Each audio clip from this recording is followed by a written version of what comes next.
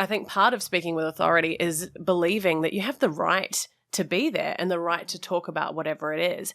And if you don't feel that, if you've got that kind of imposter syndrome and you're feeling like a bit of a fraud, what is it that you need to brush up on to speak with more confidence? You're listening to Stand Out, Get Noticed, the show that helps you communicate with confidence so you can stand out from the crowd and get noticed by all the right people. To subscribe to the show, go to thecmethod.com. Hi there, Rockstar, and welcome to episode 81 of Stand Out, Get Noticed. I'm Christina Canters, communication skills coach, speaker, and the host of this show. This week, I am super excited to introduce you to my very special guest, vocal coach, YouTuber, and author, Kimberley Smith. Kimberley's mission in life is to convince people that they shouldn't just settle for the voice they're born with. She says that many students come to her with the belief that their voice isn't good enough, and she helps them to make amazing changes to how they sound. She helps them to overcome their fears, discover their unique voice, and unleash their full potential. Kim has also just published a book called The Moderately Tortured Artist, which she describes as a permission slip for musicians to put themselves out there and to start making wholehearted music, which I think is fantastically cool. And we'll talk a little bit more about that in the conversation. Now, I really wanted to hear Kim's thoughts on putting yourself and your voice out there and opening yourself up to criticism. And being a YouTuber, Kim's had her fair share of criticism. And we also talk about vocal projection and how to do it if you want to speak with more confidence and authority. If you feel like you don't like the sound of your own voice or you're afraid to put yourself out there, whether it's through speaking, whether it's through singing, maybe you want to do videos or podcast or even simply blogging, right? If you want to put yourself out there but you feel like your voice isn't good enough to be heard, then you need to listen to this episode because we talk about what you can do to overcome these things and the mindset shifts that you can make to help you to be more confident and to care less about what people think and in order to put yourself out.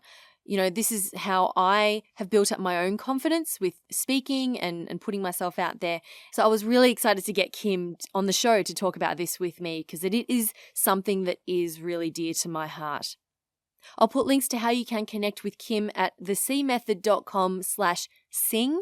That will be the show notes for this episode, thecmethod.com/sing. Or you can go to Kim's website, which is inspiredtosing.com, and you can find links to her YouTube channel as well.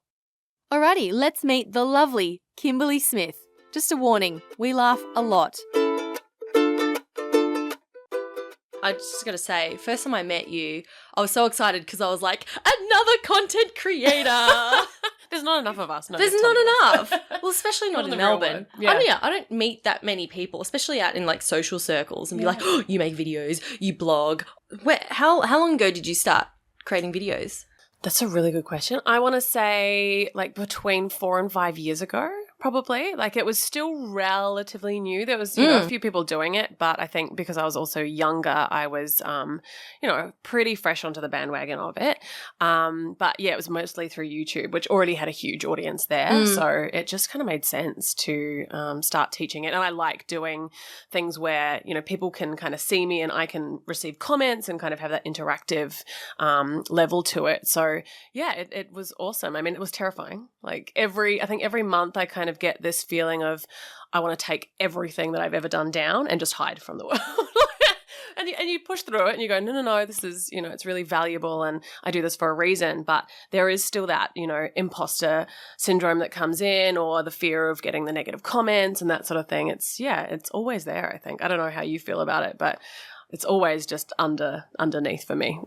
Take me through that very first video that you created and published. Yeah, well, I actually did a series of 8 videos and I did them professionally because I always go and spend way too much money first and then go, I should have started small and then grown and done it that way. But yeah, so I had like a semi-professional sort of crew come in and do it, and it was about breathing. So it was the first part of singing, and I wanted to do this 8-part series on beginner's technique technique. But yeah, it was very wooden. Like I had pretty much had a script, and I was sitting at my keyboard, and it was all kind of, I had an intro song and intro montage, and very trying to be polished, I think. I'd seen other people's, and I was like, I need to replicate that to be taken seriously. Whereas now I'm much more about, this is me, here I am, and it's much more authentic, and I can do it just in one take, like a conversation or so it's evolved a lot from that stage. So no more intro music? No, I mean I still have the intro music, I just don't use it, because the other thing is that it took 11 seconds, and a lot of people don't watch for 11 seconds even, so you've kind of lost them if you don't get straight into the content. So it's crazy. Yeah, and it's less crazy. editing. So. Absolutely. So going back to those those negative comments, because I remember we've had this discussion before about how you receive so many positive comments. Because what's the sort of average view for your one of your videos? Oh, well, as I said, I've taken some down and kind of started again. So, that's a good question. I feel like one of the most popular ones is kind of 2,000 views, maybe. So yeah, there's enough eyes on it. Yeah, absolutely. But yeah, I remember the first time that I put videos up and I got my first thumbs down on YouTube, and you're like, dun, dun, dun. Exactly. You're just horrified, and it really it took a huge blow to my ego, and it wasn't even a comment, so I had no knowledge of why this person didn't like it. They could have just not liked my face, you know what I mean, something that I couldn't even do anything about. Maybe not your intro music. Oh, exactly. The intro music, they just didn't even watch the rest of it. But yeah, I get so many more positive comments. I could probably count the negative comments I've had on one hand, and yet still there is that fear. You're just there's going to be another one, and I've got to prepare for it, and yeah, it's always just lingering, but you can't stop yourself from making stuff because of that, because there's so many more positive comments and so many more lives that you can affect if you're out there doing your thing. And this has now led you to writing a book. Yes. Which is very exciting. Mm-hmm. What's it called? The Moderately Tortured Artist. Moderately Tortured Artist. I love it. Can you give us a brief synopsis of the book or of the theme? Yeah. So it's a book primarily for musicians, and it talks about kind of the emotional and mental challenges that they go through. So it tackles things like perfectionism, fear of almost all kinds, stage fright, and confidence, losing your passion as well, motivation, practice, it's wanting to touch on all of those little facets of what makes you a musician, because there are so many musicians that either give up because it's too hard, or somebody's told them they can't do it, or they lose the joy in it because they're striving and hustling so much and not getting anywhere. And so I just wanted to write something. I've called it in the tagline, a permission slip for you to make epic wholehearted music, because people need permission. They don't give it to themselves to fail, to make mistakes, to experiment with things. And so I just wanted to be hey, we're all moderately tortured, and this happens to everyone. Here's a few things that you can kind of do about it and change the way that you think about it. Love it. Was there a particular story of a particular musician that sort of was the catalyst for this book? Yeah, so there's probably quite a few, actually. So I would say that the majority of beginner singers that come trembling into my studio and they're like, I want to learn to sing, but I'm terrible. And it's because they've got a story. So somebody has told them that they can't sing. So whether it's a choir teacher telling them to mime when they were 7 years old, or it's an older brother or a parent that says, you sound like a dying cat, and they take that on board and they live that for years and years and years until they get the courage to kind of go, actually, I don't believe that's a truth. Can I do something about this? Because singing is like any other skill, you can learn to do it better. I mean, the amount of people that are tone deaf in the world is minuscule, and yet I would say 50% of people believe that they're legitimately tone deaf. But there's a lot of stories like that, and one of the biggest ones that kind of impacted me was at university, and I had classmates, and one of my classmates was doing his second year of his degree, and his teacher said to him, I don't think that you're going to pass. I think that you should drop out. right now. And what devastated me is that he had a brilliant musical theatre voice, but we were doing a classical, like operatic degree. And so if she'd only just told him, I think that you should switch to doing something in musical theatre, which your voice is better suited to, he may not have completely given up on singing. So that made me really angry.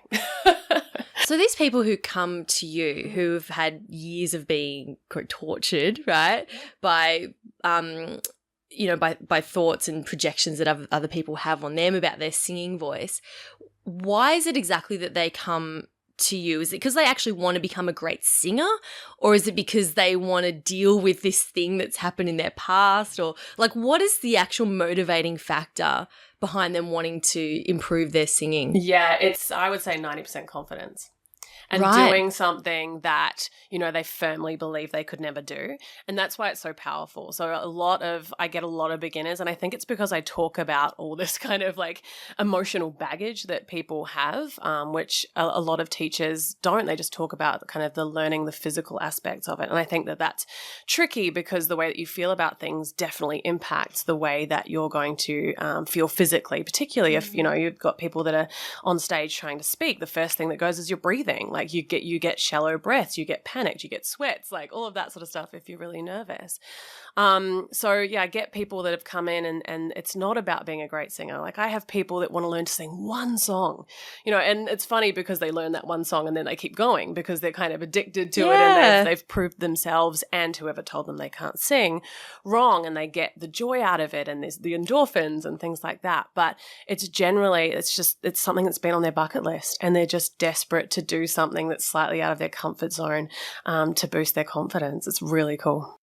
And do they actually go on to sing in front of other people, or is it more for themselves? Yeah, well, I would say that most of them do. I organise karaoke nights where instead of having the awkward, I used to have concerts where my singing teacher would make everybody perform in front of parents and family, and it was all very structured, and I was terrified and I hated them. So I swore I would never do that. But we just go out, because I teach mostly adults, to karaoke, have a glass or two of wine, and everybody is in the same boat. Some of them are a little bit more advanced, but they've all been there, and so they understand how nerve-wracking it is, and it's a much more supportive environment singing in front of other singers that understand that than, say, potentially your friends. But that's a really good intro into performing or getting out and singing in front of other people. So a lot of them think that they're never going to do that, but actually eventually they do. And that's what's really exciting when they start to come up with ideas like, oh, I actually want to sing in front of my grandma for her birthday or something. You're like, that's amazing that you came in here and you were terrified,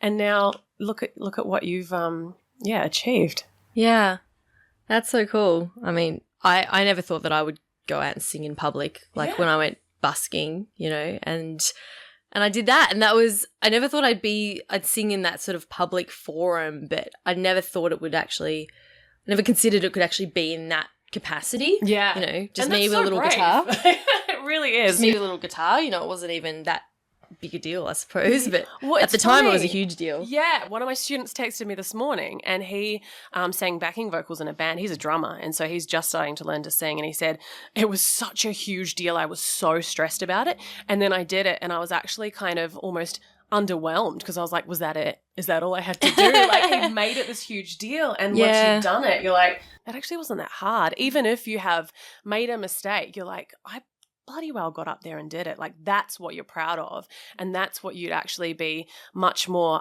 regretful of, is if you don't take that step and you don't make that courageous move, is, oh, I didn't even try. So when I went busking, I didn't take an amplifier or anything. I just went back to basics. I went real simple, and I took the ukulele down to this little laneway, and as I was playing and singing, I realized that my ukulele was very quiet, right, because I didn't have an amp. And I was okay with that because it meant that if I made any mistakes, you wouldn't be able to hear them as loudly. So I felt way more comfortable playing very softly. And thinking about actually taking an amp and going out to Swanston Street, which is a much larger thoroughfare to play, is 100 times more scary because essentially I'm going to be amplified. And I was thinking about this the other day, and it reminded me of I thought maybe there is some similarity there between with people who feel a little bit afraid to actually project their voices out there in a loud way. Because I work with people and a lot of them speak very, very quietly and you know, and then they ask me to help them speak with authority. But the thing is, you can't really speak with authority. You can't speak with confidence and really lead people if you can't actually project and have everyone listen to you. Yeah. So I'd love to talk to you about that and hear your thoughts on, you know, how can someone start to, firstly with the mind and then with the physical, you know, to be able to really like literally get their voice out. And this is like one of the first things that I think I was really interested in terms of the whole mindset and how that impacts the physicality of it. Because if you don't want to be heard, you will not project. So you actually don't use your energy in a way that can help you project your voice because you're terrified and you're like, the quieter I am, the less people are going to hear me, and that's safe. So you've got to get people to a level where they feel more confident about themselves before they're willing to go, okay, I'm going to put myself out there. And the question that I always ask my students is, how all in are you? Like, are you all in? And they're always like, nope. I'm like, 30% in. And imagine if you were all in, like you're saying that it's not very loud or it's not very strong. And then asking yourself that question is really obvious that you're dipping your toe in the water. So I think part of speaking with authority is believing that you have the right to be there and the right to talk about whatever it is. And if you don't feel that, if you've got that kind of imposter syndrome and you're feeling like a bit of a fraud, what is it that you need to brush up on to speak with more confidence? Is there an element that you're like, I actually don't really know what I'm talking about here? I mean, we've all had that. We've kind of skirted around it. But can you spend an hour kind of researching that so that you can speak with authority on that topic? Or often it's like a questions, you know, you're worried about what questions are going to come. And so that's, you know, preparation, I think, is really, really big on that. But the physical is generally a lot to do with breathing. So a lot of the time people breathe shallowly into the chest, whereas you want to take a deeper breath so that the ribs expand, and even expanding kind of into the back as well. So that's the first thing, is to really understand that if you're taking that shallow breath, you're leading the voice from the throat. You're not leading it from the body. And a sort of visual that I give people is that you want to feel like, I don't know if anybody is in my generation here, but like Care Bears from the 80s. Which I remember Care Bears. Yeah, have been like, again, there's like new Care Bears now, but they shine this massive light from their stomachs. Yeah. And so that's what I say about the voice. I'm like, you want to feel like your voice is actually coming from your torso. And the way that we do that in singing is we lower the breath, but we also control the exhale. So you're not smashing the tiny little vocal cords with a lot of air. So people tend to push the air because they think that's what's going to project, but actually you want to control the amount of air so that you have the vocal cords working very efficiently. So yeah, you want to... Can you hear that difference if you're pushing air out and... Like, can you demonstrate that difference to us? Oh gosh. Well, it becomes really breathy. So you can kind of you're pushing the air, but you've got this kind of like harsh sound because the cords are trying to stay together for you, but they're having to work really, really hard. So you're getting a lot of air. It's very patchy, and it's kind of like a harsh, aggressive kind of sound. You can also get a lot of husk around it rather than the clarity. But yeah, we tend to try and use more air when we're projecting because that's just what we assume is going to help us project.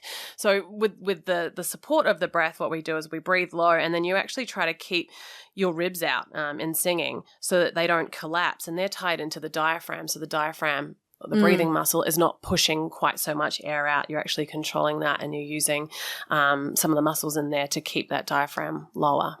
Yeah, getting into the boring physiology of it a little bit. No, but that's all helpful. That's all helpful. The other thing is that people don't open their mouths. Right.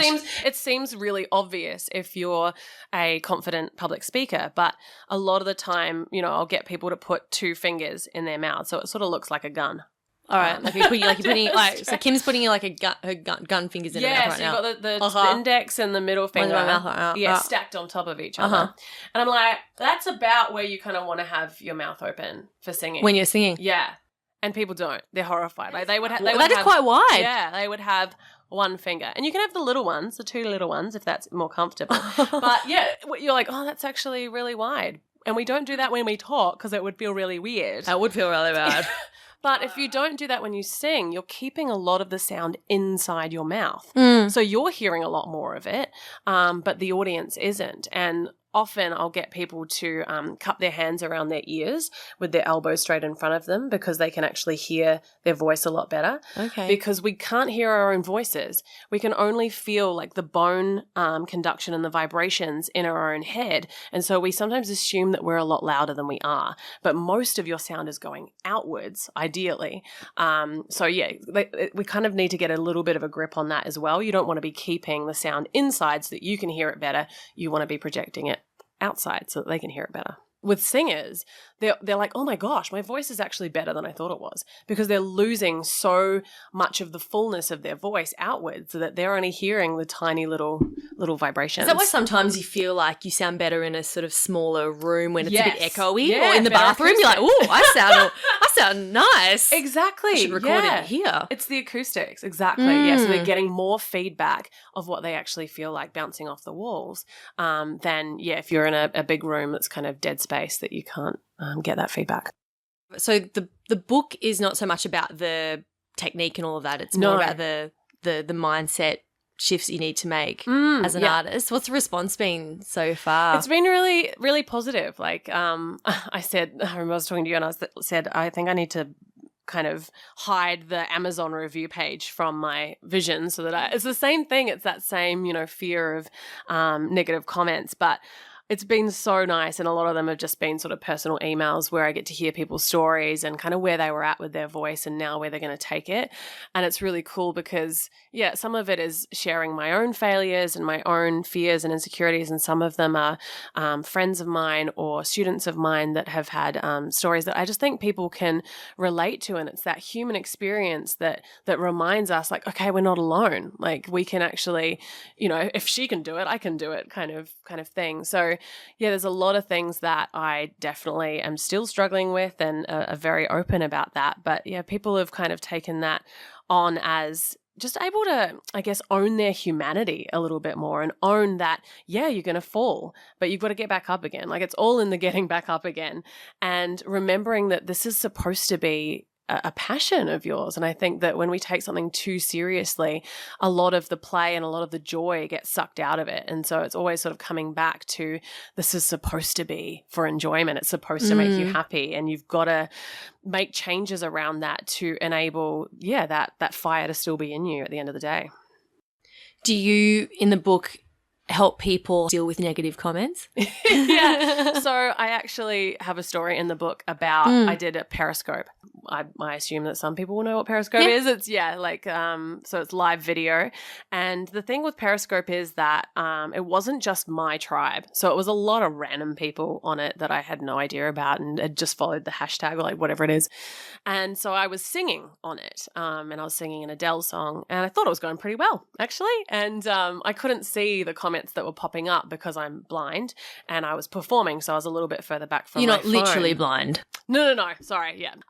I just can't see very well and I wasn't wearing my glasses. So, so I was like, oh, this is going well. And there's like hearts popping up and all that sort of stuff. Yeah. And then I finished the broadcast and my best friend called me and she's like, are you okay? And I said, yeah, like, why? What? And she's like, you didn't see the comments.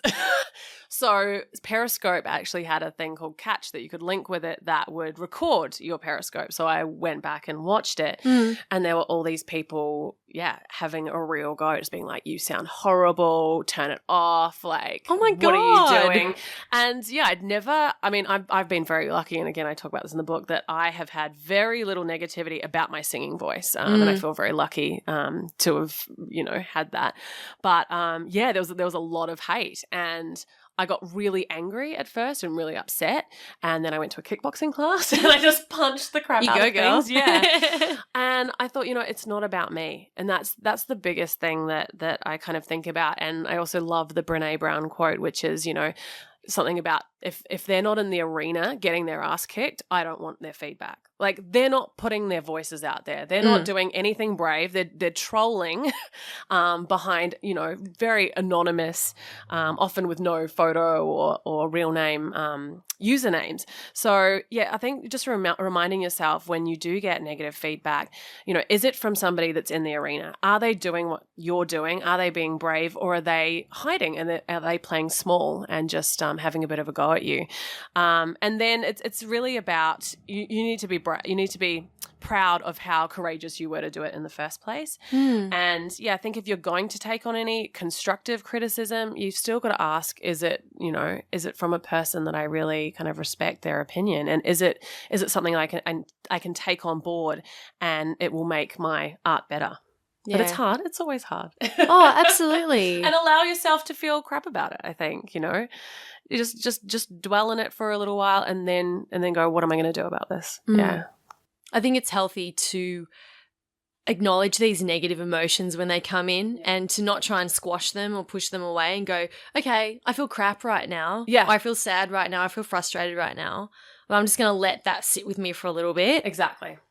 And then when I'm ready to leave it behind, If you don't, you usually ignore it and then you don't keep moving forward. So you actually don't get up again. You're just like, oh, okay, I don't care what that person thinks, but I'm just going to spend the next 9 months not doing anything like that, again, until you kind of miss it. But I think if you can process it and think about like the comments and whether or not you're going to take them on board and who said them and whether or not it actually matters to you and changes anything about the way you feel about it, then you can get up quicker and you can be like, right, next one. Like, always on to the next one.